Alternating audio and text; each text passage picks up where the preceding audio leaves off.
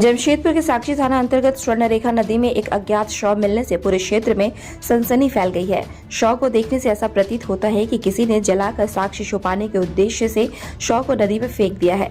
उधर स्नान करने पहुंचे लोगों ने जब शव को देखा तो इसकी सूचना पुलिस को दी। मौके पर पुलिस पहुंची और शव को अपने कब्जे में लेकर पोस्टमार्टम के लिए भेज दिया है और मामले की तफ्तीश शुरू कर दी है।